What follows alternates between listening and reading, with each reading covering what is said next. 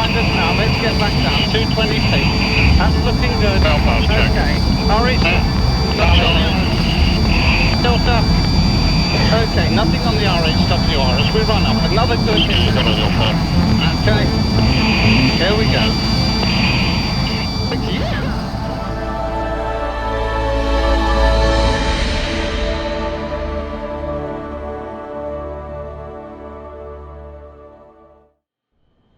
Hello again everyone, and welcome back to the channel.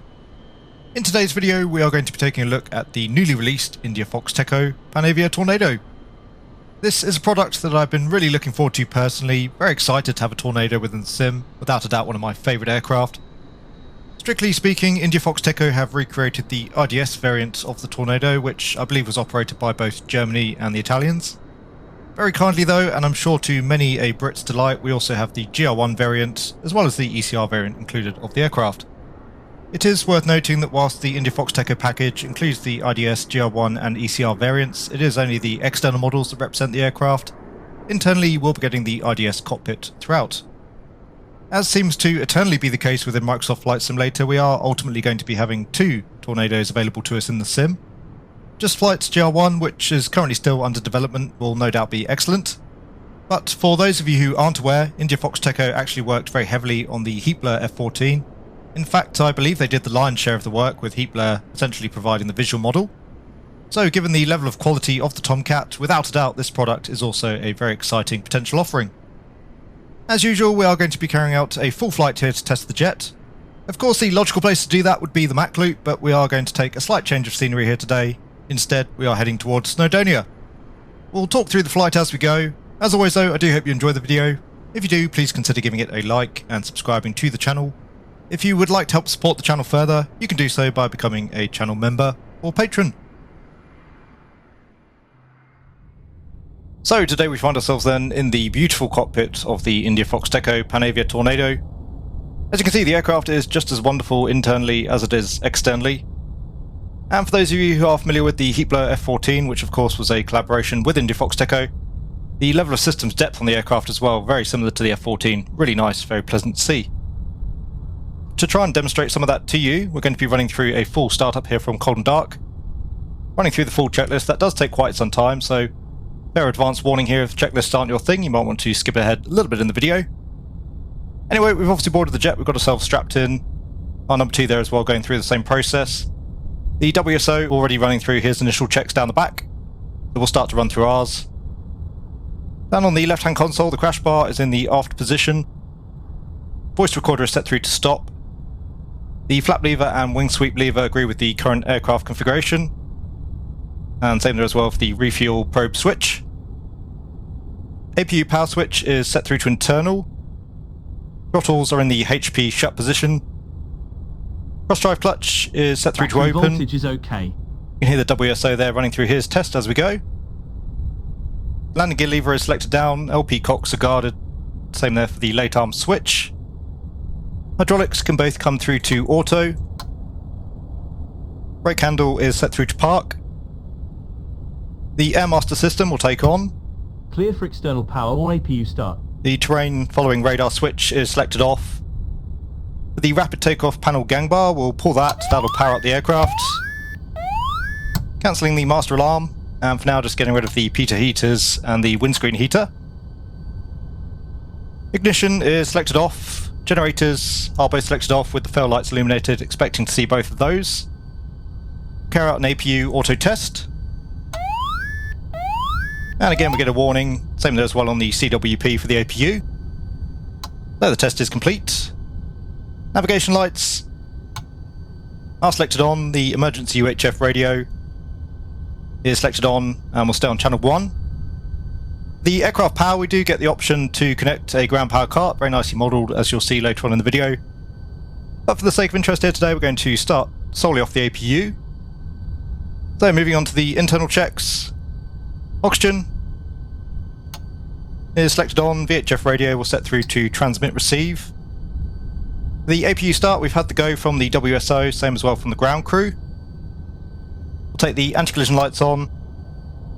We'll hit the APU starter. And as you can hear, very nice sounds on the aircraft. Mostly throughout the aircraft the sounds are excellent. Unfortunately though, that doesn't quite extend through to all of the aircraft sounds, as you'll hear later on. So we do have a run light there on the APU, it's flashing currently. The cross-drive clutch will move through to auto. Left and right hydraulics, expecting to see 70 to 100 bar on each side. We've got just above 70 there on both the left and the right. We'll take the main generators on, and expecting to see the bell lights extinguish there as we do so. As well, the cautions extinguishing there on the CWP. APU bleed will set through to open. And as we do so, you can see the APU run light is now steady. So in preparation for the start, we'll close up the canopy. Again, really excellent sounds in many areas of the aircraft. So canopy is closed and locked. We'll remove the canopy ejection pins. We've got one just down on our left-hand shoulder and one just down below us on the left. And we now have 2 pins stowed. We'll take the rad out on. HUD can go through to direct. The ESRRD will set through to test and normal. TACAN is set through to transmit receive. Probably not going to need that for the flight today. IFF is set through to standby. Back down to the left-hand console, jack release handle is stowed, same for the canopy jettison handle. Emergency air brake switch is guarded, same for the emergency flap switch. Anti-dazzle switch is selected off. For the CSAS, the guards are down, we do have the ready light illuminated. And for the AFDS clearance, we have 1500 selected. The left-hand quarter panel, the emergency landing gear lever is selected in. The flaps, slats, air brakes, wing indications, mostly correct there. It does show 40 degrees there on the wing sweep indication. I believe in reality we should be seeing 45 degrees, so just a slight omission there. Landing and taxi lights are selected off. Lift dumper indication is checked. For the reversers we have normal selected and the indicators are blank. Hook light is out. AOA indicator no flag. The accelerometer has been reset. Clock is checked, just coming up on about 10 past midday local. And the compass looks good. Landing gear indication, we have gear down 3 greens. Noticeable steering light is out. For the ESRRD, we'll come through now to ES. Still not that familiar with the terrain following radar system, some of the nav systems as well. Going off the checklist though, we can select either ES or CR. For the rad out, we'll set the bug. Getting a warning there as we're expecting. And we'll just carry out tests there as well. Autopilot lights are out, the flight instruments. For the altimeter, we're looking at a QNH of 1031. It's going to take just a little bit of time here to scroll through.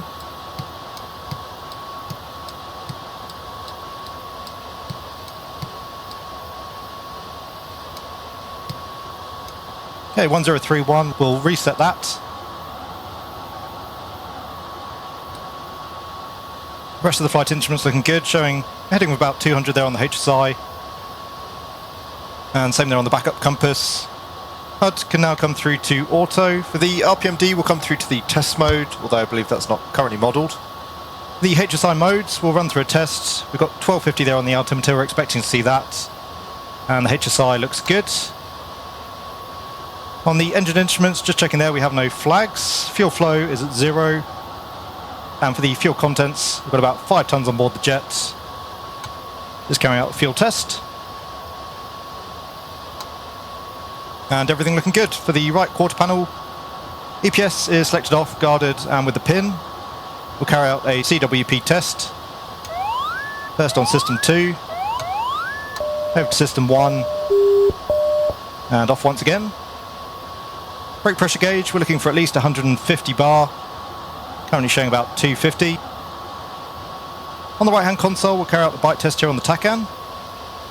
And we do have a go light. HUD camera will select through to on. TBT will set through to datum. Engine control both set through to lane 1. For the internal lighting, it's a little bit all or nothing, either on or off with the switches, but we'll take the integral lighting on. The throttle rock test indicators, they're both white. Fuel control panel, we have tanks selected off, fuel feed sequence set through to normal, crossfeed is set through to auto, and all other switches are off or guarded. IFF is set through to normal. Environmental control panel, the rain dispersal is selected off. Standby windshield demist is selected off. Oxygen test is good. Cabin heat is set through to auto. Canopy demist is set through to auto. Cabin altimeter, the condition there is checked. Intake anti-ice is set through to auto. The fail lights are out. We'll carry out a test. That should take about 3 seconds to complete. And down the back we'll carry out a lamps test. So selecting that on, both on the left and the right hand console. And as you can see there, all of the lighting is illuminated correctly.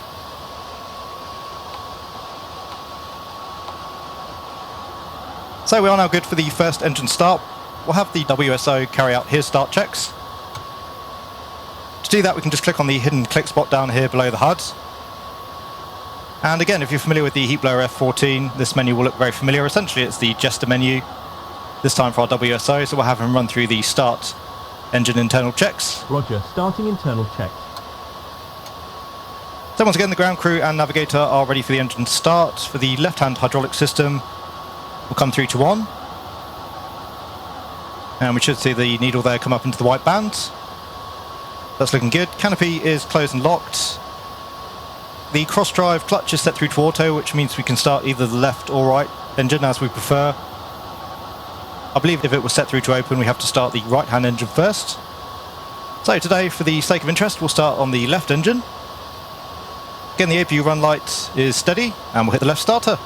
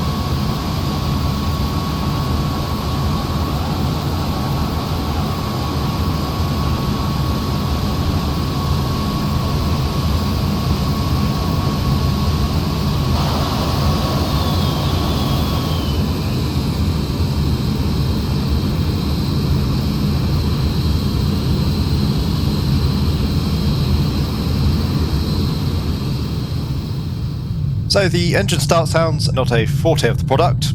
We do now though have a good start on engine number 1. As a result, the APU has auto cutout.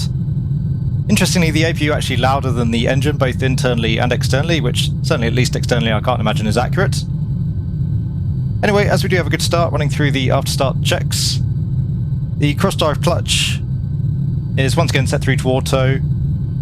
External power has been disconnected for the left and right hydraulic pressures, expecting to see full system pressure now on the left, so the needle up in the white band.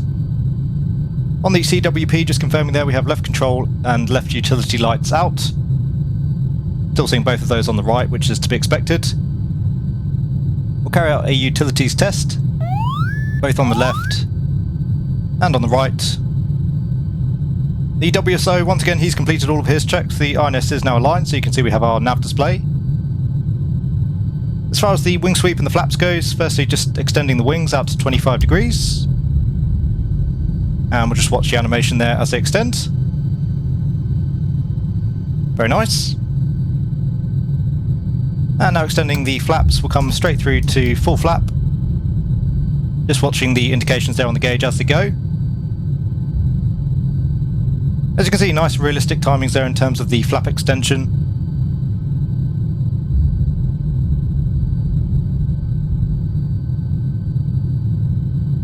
And we've got full down there on the flaps, back through to mid.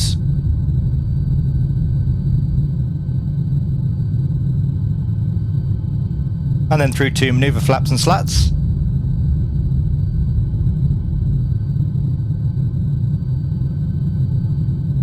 And finally retracting those all the way once again. For the air brakes, we have full extension, and the air brakes are fully retracted. For the flight controls, we'll trim 2 degrees nose up. As you can see there, the stick does animate as we trim. And we have 2 degrees nose up, aileron and rudder trim neutral. The CSAS, we should see the green ready light, we've already hit that ahead of time.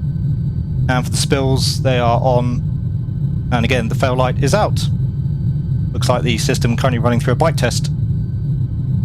So trims are set through to takeoff, frame following radar, we'll test. And green light there, so I presume that's a go situation, there's no warning. In terms of the second engine start then, same as before. Once again the cross drive clutch selected through to auto, we'll start the right hand engine. Start light is illuminated. We'll talk through the start in a little bit more detail this time. So firstly monitoring the NH, we're looking for 21% or more on the NH before we introduce the fuel.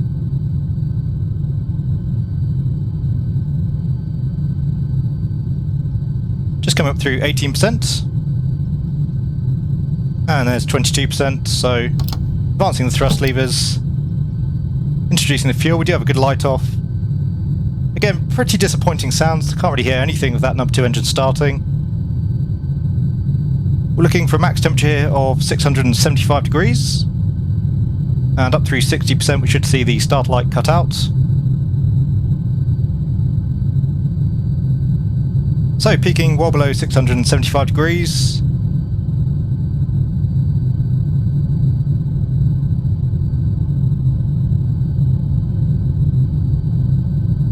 Just coming through 60%, starter light is out.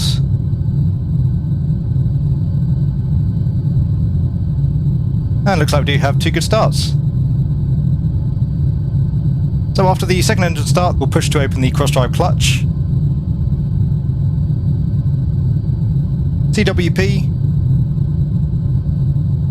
Just the spills and the pitot heat left to go. Interestingly there that we have the warning on the spills. Just try resetting those.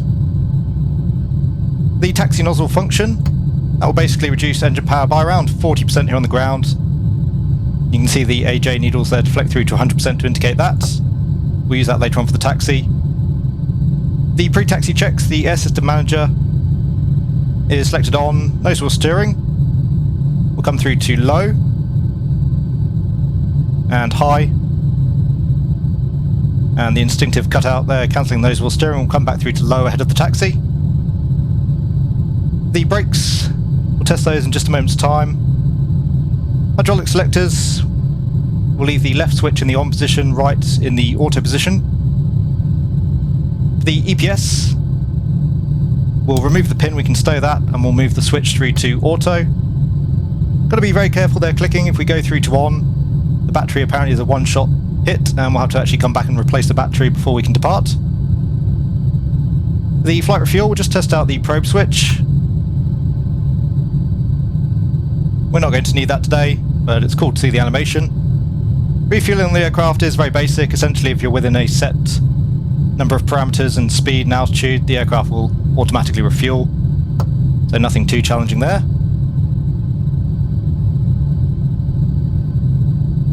Once again, the canopy is closed and locked. For the wing sweep, we've got plenty of space around us here today, so we'll leave the wings out at 25 degrees. We'll come through to the mid position here on the flaps ahead of the takeoff. The FDS control panel, tail lights are out. Oxygen, once again, is selected on and indicating oxygen flow there for both the front and the rear occupant. With the lights, anti-collision lights selected on, nav lights are selected on. We'll take the taxi lights on here as well. Compass, once again, 200 degrees there on the HSI, 200 degrees on the compass. We'll check the instruments on the way out. And for the altimeter, we have 1031, set here both on the standby and on the HUD. That's it in terms of the pre-taxi checks. Looks like our number 2 ready to go there as well. Just the spills system left to get figured out, and then we'll taxi straight ahead here, join onto the main taxiway, out to the holding point for runway 31. Tower leader 5 in Atlantic approaching Foxtrot North. Can leader 5 cross Foxtrot North, north to south after departing? Leader 5 after the departing twin cross, north to south, report vacated. Leader 5, thank you. India 0108, line up and wait on runway 27. India 1351, line up. Okay, so we now have ourselves lined up here on runway 31. Our wingman for the flight today is going to be holding station just off the right wing. He'll be somewhere behind us throughout the flight. The before takeoff checks, wing sweep, once again set through to 25 degrees. Confirm they're on the gauge. Air brakes are in and locked, flaps are set through to the mid position. Trims are set for takeoff, cross drive clutch is set through to auto. Flight controls, once again just checking those are full and free. Those appear to be default sounds as well for the flight controls, same with the ground roll sounds, the braking sounds.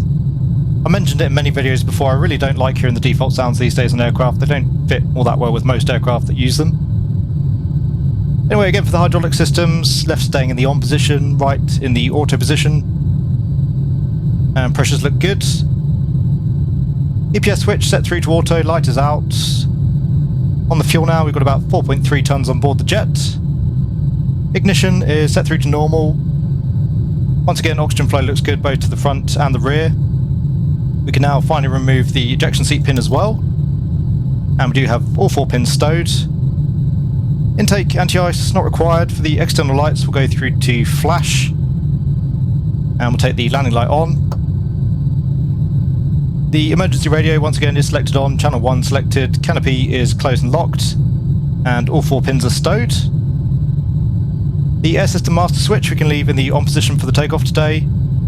Rapid takeoff gang bar will pull. That just activates the last of our switches for the pitot heat and the windscreen heat. And you can see now all lights are extinguished on the CWP, including the spills there. We managed to take care of that. Again, just resetting the system and cancelling the lights. So we'll take the park brake off, just holding the aircraft here on the tow brakes. Personally, I actually find it's a little bit easier to keep the aircraft straight with the nose wheel steering deselected altogether. As with a lot of aircraft in the sim, otherwise the aircraft is pretty squirrely on the takeoff. Then we'll just hold the Tornado here on the tow brakes. Initially come through to full military power. Once we've got that established, we'll come through into the burners. Looking to rotate around 150 knots. We'll climb away low level, accelerating up towards 300 knots. We'll get the gear up, we'll get the aircraft cleaned up. And you'll get a good opportunity as well to hear the engine sounds as we go. So coming up on the throttles.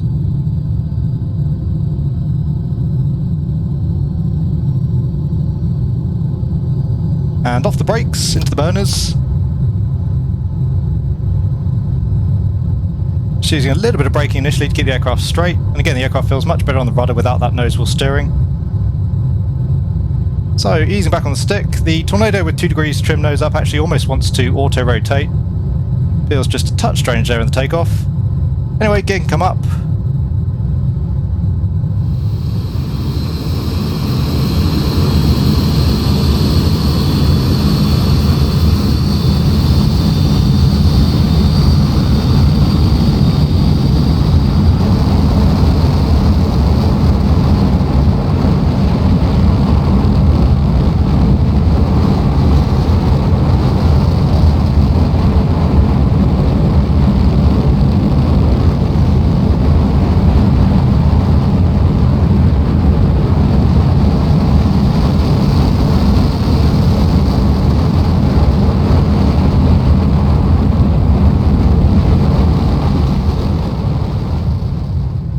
And we'll retract the flaps here as well, initially back towards manoeuvre flap. As I say, we'll maintain fairly low altitude here and we'll pick the speed up. This 300 knots will come out of the burners. 300 knots. Looking to come back to around 80% or thereabouts on the NH. I find around 500 degrees there. Gives us a pretty good cruise speed up at around 420 knots or thereabouts. We'll bring the wings now into the 45-degree sweep position.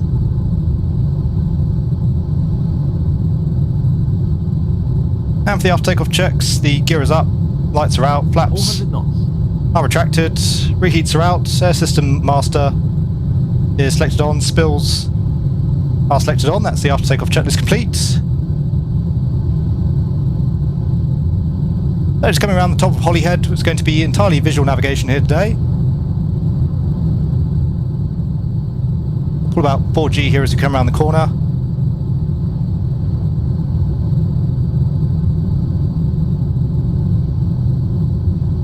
And we're just going to track south back along the coastline initially.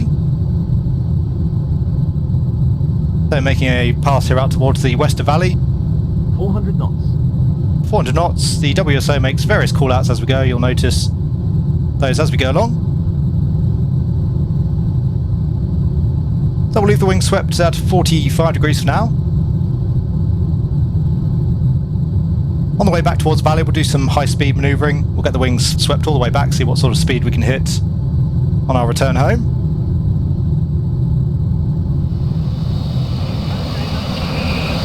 Behind us now, let's get back down. 220 feet. That's looking good. Okay. Hurry. Filter. Okay, nothing on the RHWR as we run up. Another good hit. Okay. Here we go.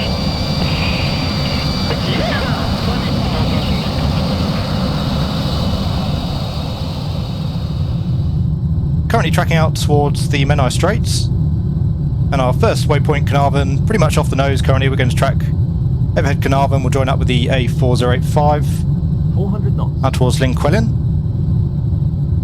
Looking pretty good there now on the speed. That's slowly rolling off, and our number 2 there holding station just off the right wing, slightly below us now. Another really nice feature of Airshow Assistant that's been added. You can now have the wingman offset vertically as well. Just makes things out a little bit more realistic. We'll set the altimeter here through to the rad out. It's going to be a little bit more useful here as we make our run. And in terms of Mach number currently, doing 0.67. I gather anywhere above 7.7, we want the wings swept fully back. So Carnarvon off at our 11 o'clock position. We should have Mona airbase just off the left wing currently. Planned configurations we make our way around Snowdonia is 45 degrees on the sweep. And again looking to maintain around 420 knots, about 7 miles a minute. So approaching the Menai Straits. Again Carnarvon just off our 11 o'clock. We'll make a fly past over the town. Check out the castle as we go.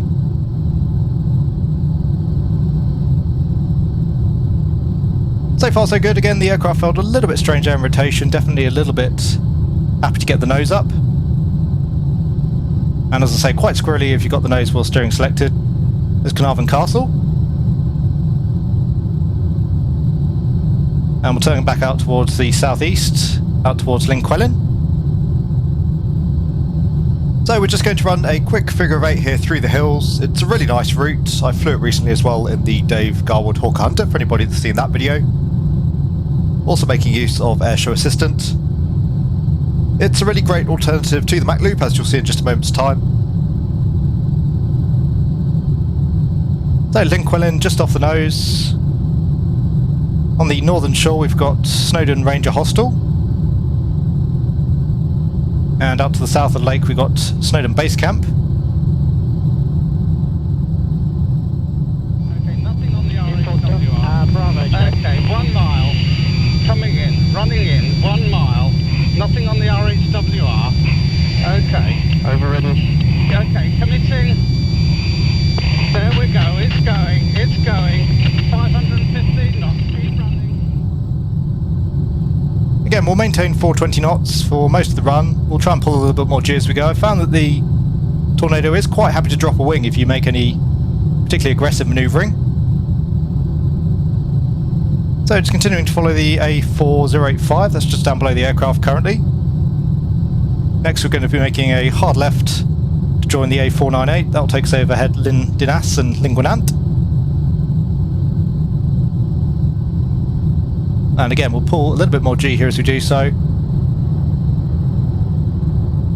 Overall the aircraft feels pretty nice to handle, certainly much better on the flight model than some of India Foxt Echo's previous aircraft. I certainly wasn't a fan of the T-45 in terms of how that handled, at least initially on release. So just coming overhead to Llindanas. Next up will be Linguinant, and again following the A498.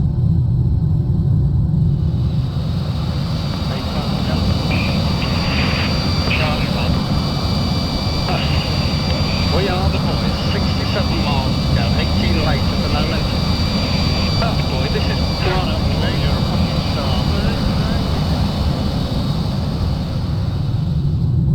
Okay, another hard left. Now picking up the A4086. We've got the Pennypass Visitor Centre just passing down below the aircraft. And heading out towards Llyn Peris here as we come down the hills. In between Llyn Peris and Llyn we've got Llanberis. And we'll also be passing the Denoric Slate Quarry just off on the right of the aircraft. You can see that now at our 1 o'clock position. Just come up on the power again. We're losing a little bit of speed here as we pull that G coming through the turns. And once again our wingman there holding just below the aircraft. So there's the Denoric Slate Quarry. We've got a little bit of foliage down there as well, courtesy of Rex Season. Not a big fan of those colourful trees, I've got to say. Okay, another right hand here to join up with the A4244. That's going to take us over towards the Penryn Slate Quarry. Also over the town of Bethesda.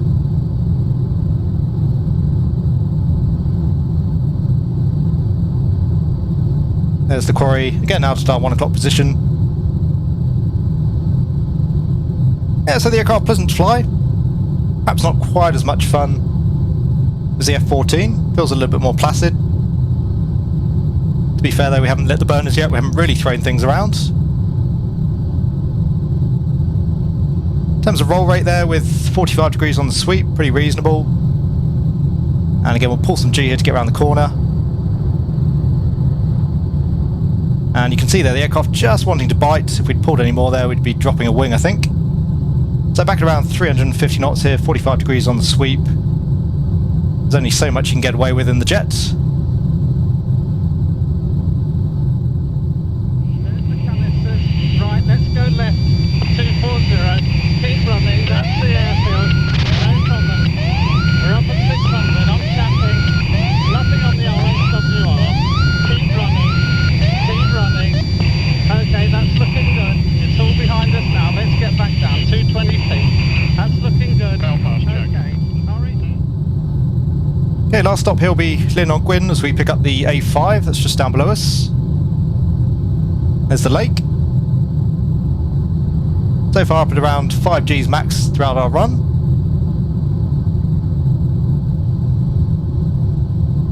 And almost completing now our figure of 8. We'll just come back out to the right, cut back down the A4086 again over the Pennypass Visitor Centre. Then we'll head back towards the valley.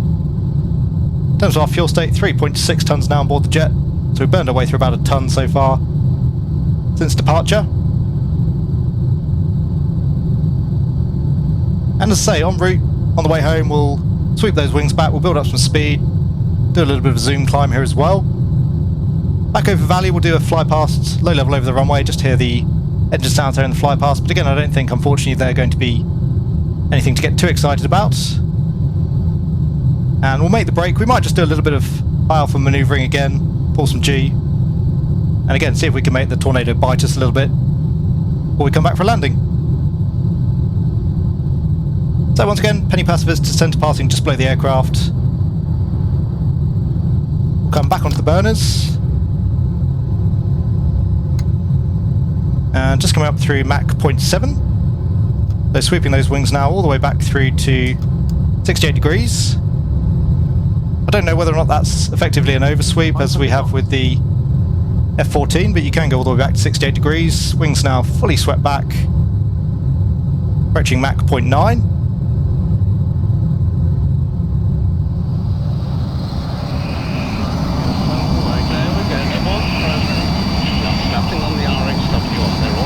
They're all in their little beds. We had some Romans on the run in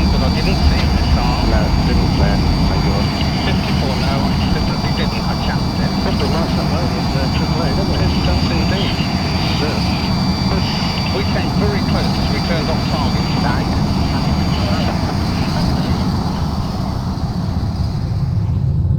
So 15 degrees nose up, 0.95 now the Mach number. We'll come back into barrow out, approaching 6,000 feet.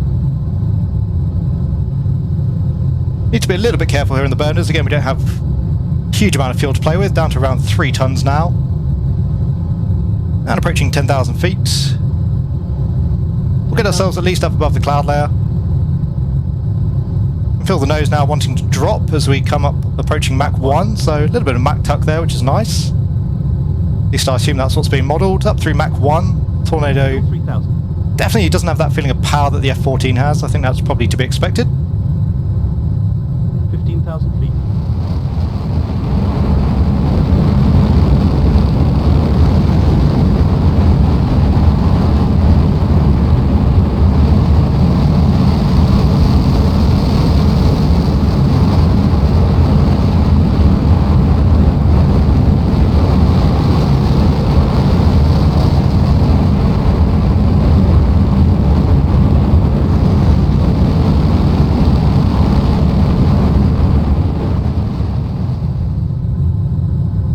So approaching 30,000 feet, still didn't take very long, has to be said. And once again, the up to, always great fun with Air Show Assistant, a really nice little tool in the sim. Okay, we'll level off around 30,000 feet, again let that speed build up. In no time at all here, as you can see, we're going to be at Beam Valley. Be nice to see the mapping improve a little bit in the aircraft. It's fairly decent, it just obviously makes use of the default sim systems, but even the old Sim Skunkworks Tornado had a better mapping system overall, with some custom true to life mapping. It'd be nice to see that on the aircraft. Anyway, we're not going to have the fuel here to get all the way up towards Mach 2, but the aircraft's still accelerating quite nicely here up at 30,000 feet. Just approaching Mach 1.3. Come off the burners again.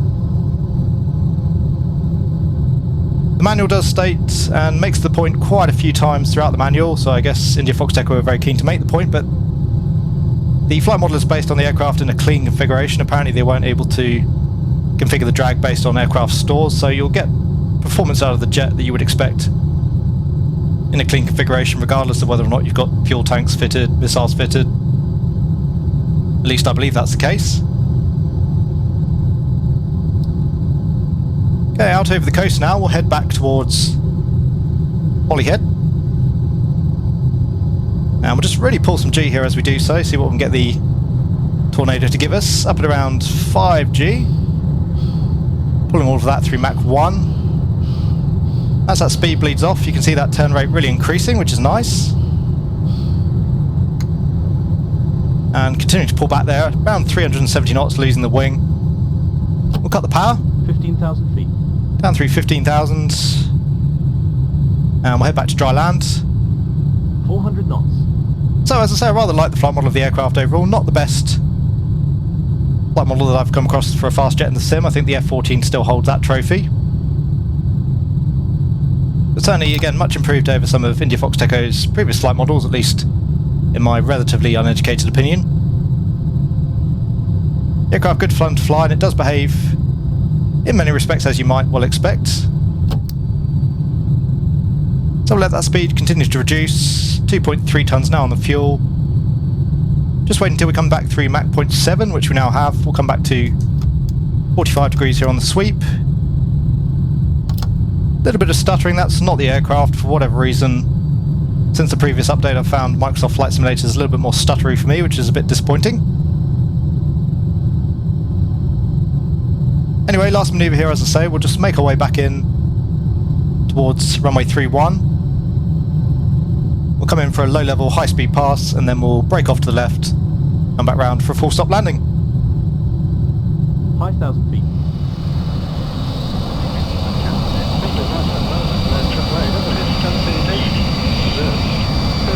We came very close as we turned off target.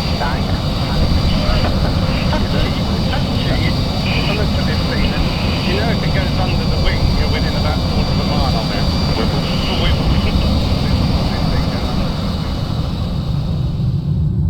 Okay, so we're just approaching Beam the Field.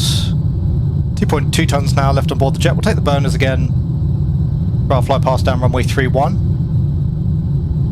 For our descent and recovery checks, we'll just get those out of the way. So the instruments are checked, rad out is set. Intake anti-ice not required, wing sweep will adjust later on for the final approach. Cross drive clutch is set through to auto, landing lights are selected on. So again, we'll pull a little bit of G here to come back round onto runway 31. Coming back up on the throttles. There's 4G.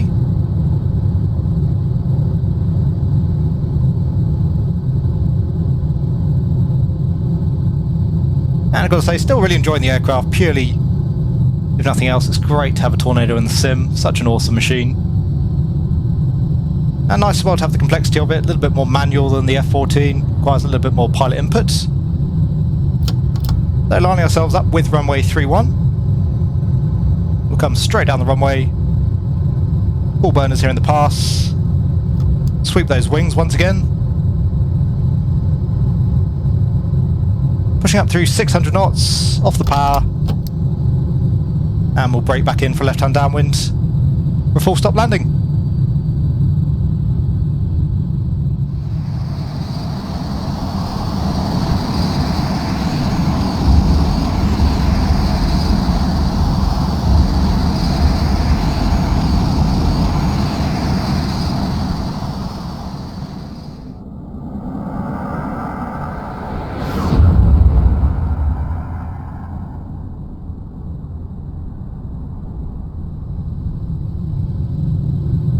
Okay, so we're just coming back through 400 knots here as we climb and brake out to the left. We'll bring the speed back to around 300 knots. 400 knots. And we'll bring the wing sweep here back towards 45 degrees initially. So just continuing the left turn, we'll continue to track the coast in for a fairly wide left-hand downwind. 300 knots. Back onto runway 31. We'll maintain the speed around 300 knots for now.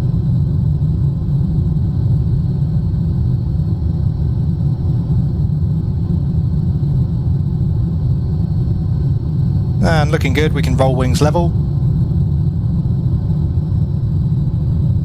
Wing sweep now can come back through to 25 degrees. Just hold off on the flaps. And back off on the power again. We'll reduce that speed back towards 250 knots as we come downwind. In terms of our pre-landing checks, wing sweep is set through to 25 degrees. Air brakes are in and locked. Apparently we want to select the spills off, so we'll do that. And cancelling the master warning. Rad out is set, the fuel quantity, we're down to about 1.7 tons now on board the jet, so not a great deal of fuel, but certainly plenty here for the approach and the landing. In terms of our approach speed, we're looking at around 145 knots at our current weight. One issue I think we are going to have here with the landing, according to the manual, if we want to rock the throttles, i.e. move the throttles into a left-hand detent, the left throttle should arm up the auto spoilers, the right throttle I believe should arm up the engine reversers. And according to the manual, to do that we use the toggle water rudder keybind. As best I can tell, that doesn't seem to work for me. I'm clicking that as we speak and you can see there's no animation there on the throttles. Doesn't seem to be any systems operation either. So either that's an issue with the aircraft or it's just a bit of a typo in the manual itself, but either way we're probably not going to have spoilers or reversers here for the landing. Just come through to mid position now on the flaps and we'll take the gear down. Luckily we've got a decent amount of runway here at Valley. Just to compensate for that, we'll probably take the air brakes on touchdown. And we'll have to use a decent amount of wheel braking here as well to get the aircraft slowed up. Okay, so 170 knots now on the speed, we'll maintain that for now. So flaps are through to the mid position, gear is down, we have 3 green lights, hook light is out, brakes are tested, brake pressure looks good. Apparently we want the nose wheel steering on here for the landing, but again, I think it would be preferable to take it off. Interestingly, my instinctive cutout doesn't seem to be working now for that. Getting a little bit fast here. Just take the air brake momentarily. The air brake doesn't seem to produce a whole lot of drag. I don't know if that's true of the aircraft. We'll come through now to full flap.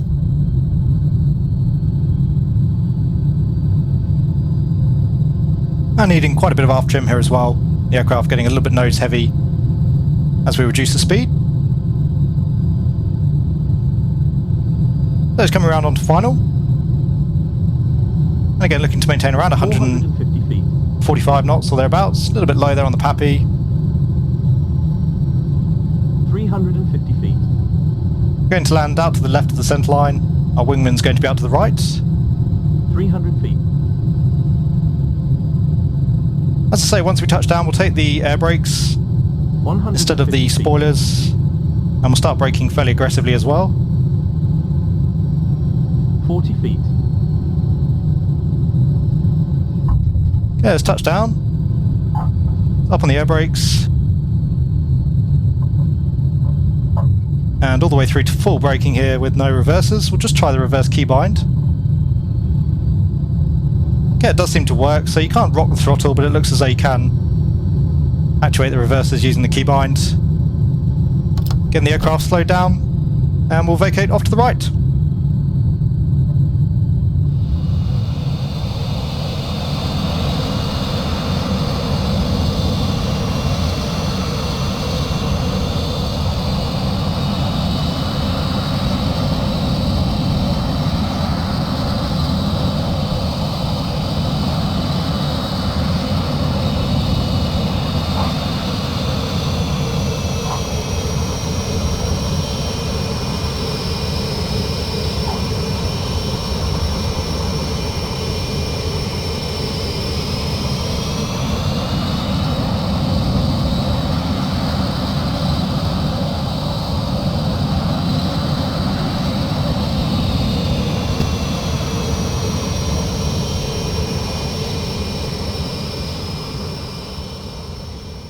So there you go guys, I do hope you enjoyed our outing in the India Foxt Echo Panavia Tornado IDS. Overall the product is a very accomplished one. India Foxt Echo certainly hit the ball out of the park with the F-14, and much of that skill, much of that finesse has been carried across to the Tornado. As far as the texturing and modelling of the product goes, I'll keep things very brief. Overall excellent, as you'll have seen for yourselves. Modelling detail is absolutely superb both inside and out. In terms of texturing, the aircraft looks very photorealistic externally. Internally excellent as well, very high level of attention to detail. If I was really nitpicking, the cockpit texturing does edge slightly more towards the painted look as opposed to photorealistic. But ultimately that comes down to an aesthetic choice, and again the cockpit looks excellent internally. The flight model of the aircraft is much harder for me to judge, not having flown an aircraft of this type. Certainly, if you want more detailed feedback from somebody in the know, check out CG Aviator's channel. He's a real-world XGR4 pilot. He has flown the aircraft in the sim. He's made a couple of preview videos with the add-on, so again, check those out. He'll give you much more detailed information on the flight model. In terms of my own personal assessment of the aircraft, as I said, I think the flight model is one of India Foxt Echo's better efforts to date. I will say that it's not quite up there with the F-14. The aircraft doesn't feel quite as alive. During the taxi, the aircraft does feel a little bit lightweight. It's actually quite easy to put it over on its wing. Again, somewhat squirrely during the takeoff, and as I said, with 2 degrees nose up on the trim, the aircraft pretty much auto-rotating. Otherwise though, the aircraft is reasonably manoeuvrable, reasonably good fun, but again, just that little bit more sterile than we saw with the Tomcat. The Tornado does just feel a little bit more on rails. There was a noticeable change in handling with the wing swept back, which is nice to see. And certainly, as we demonstrated, with the wing swept all the way back, the aircraft can get a little bit snappy pulling high G. In terms of how the aircraft performs, at least on the face of it, numbers seem pretty good. The takeoff runs seem reasonable, rates of climb, speeds, everything else seem to be roughly within the right ballpark. As far as systems modelling goes, as you'll hopefully have noticed there during the lengthy startup process, the level of fidelity modelled into the jet is excellent. I think it's fair to say that currently this is by far and away the most detailed simulation of a Tornado that we've seen in any sim. Of course, for Microsoft Flight Simulator some concessions have been made, so the weapon system's not fully modelled, same as well for the terrain and radar systems. Nevertheless, India Foxt Echo have had a very decent stab at it, so you do get basic radar operation as well as terrain following radar modes. The weapon systems officers section of the cockpit as well, also modelled. Again, not in full detail, but it's nice to see nevertheless. I imagine that a few of the systems will be fleshed out further as the product develops. But already pretty much every switch in the cockpit appears to be clickable, and if you can believe it, I was actually using somewhat of an abbreviated checklist for the startup. So again, a very high level of systems depth modelled into the Tornado. Just a couple of points that we did touch on during the flight. Firstly, I wasn't able to rock the throttles, which is a fairly characteristic function of the Tornado. Again, I'm not sure whether or not that's a key binding issue, a user error issue, or perhaps a misprint in the manual. I'm also not entirely sure whether or not there's an animation issue on the throttle itself, or whether that does actually carry through to the aircraft systems. But it did seem to be only the spoilers that we lacked. We did ultimately have reversers on touchdown. Lastly, just touching on the aircraft's navigation systems and mapping. At the moment you can only plan a flight through the in-sim planning menu. There's no available functionality to insert a flight plan via the aircraft systems. And with the mapping, as I said, it holds up decently enough, but it would be nice perhaps to have the option as well to install custom mapping. As I have previously seen with the SimSkunkWorks GR1, you could get real world, really nice custom mapping. As far as sounds go, starting with the good, generally speaking, the range of sounds for the cockpit controls, the animations, those sorts of things were absolutely excellent. I believe that real world sounds were recorded from the jet, and that does really come across. There were some default sounds thrown in, for example again the ground roll, the brakes, the flight controls all seem to be default, which don't really line up with the Tornado. Just running through the flight, startup sounds were very flat, there was no real transition as well between the various phases. Again, the APU sounds actually much louder than the engine sounds themselves. One area where the Tornado does sound pretty good is full afterburner from the rear of the aircraft. You do get a really nice roar. Otherwise though, the jet just sounds a little bit meek, particularly when viewed from the front. I see as well that India Foxt Echo are updating the sounds again on the F-35. They look very promising, so hopefully the IDS will get a similar treatment at a later date. As far as extras included with the Tornado go, the product is right up there within the sim. Firstly, we have the onboard aircraft menu system, which is great, very user-friendly, very comprehensive. Through the menu, you can arm up the aircraft with a whole host of different weapons, different countermeasures, different fuel tank options. You can have the WSO run through various checklists, as well as configure how he actually operates various systems, and as well how he behaves. You can also add or remove various pieces of ground equipment as demonstrated here in the video. Also, there's an option to take the jet from a cold and dark start into a ready-to-fly state. As mentioned and as demonstrated, we have a whole host of visible weapon options, which is really nice. The weapon systems are obviously very limited in terms of their modelling, but I still think it's always a great option to have within the sim. In short, the Tornado comes with just about every additional feature that you could think of or want. Documentation for the aircraft overall was pretty decent. The manual is some 200 pages long, so plenty of depth to get into there. As I said, I was actually using an abbreviated version of the checklist for the startup here today. One thing that I would say about the manual, it's really more of a systems document. There were a few pages at the start outlining various features of the product, various limitations within the sim, but by and large the manual seems to be based on real-world aircraft documentation. There is certainly plenty of depth available when it comes to aircraft systems description, and also as well you get an outline of how to fly the Tornado under various phases of flight. So again, a decent manual, a very interesting read, but I was left wondering, I had a few questions regarding, for example, actuation of the throttles to arm up the spoilers. I wasn't sure whether or not that was something I was doing wrong. And same as well for the reversers, which in fact I couldn't find any mention of in the manual. Lastly, touching on the aircraft's FPS, I was getting about 52 frames per second in the Tornado versus 60 plus in the default Cessna 152. I now currently have my frame rate capped at 60 within the sim. So definitely some frame rate loss there with the aircraft, which is to be expected with this level of visual fidelity, this level of systems modelling. In summary then, India Foxt Echo have clearly recreated a stunning visual representation of the Tornado available within the sim. We have a very highly detailed version of an aircraft which I've always been a huge fan of.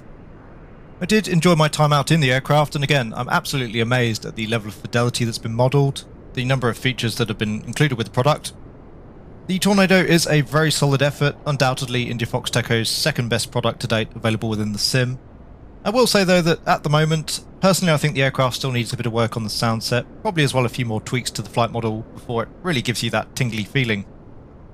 Anyway guys, once again I do hope you enjoyed the video. If you did, then please consider giving it a like. If you want to see more content from the channel, then please do consider subscribing as well. And if you would like to help support the channel further, you can do so by becoming a channel member or patron. I'll leave a link to both of those as well as CG Aviator's channel down in the video description below. As always, I hope you are having a great day wherever you are. Take really good care, and I will see you all again soon.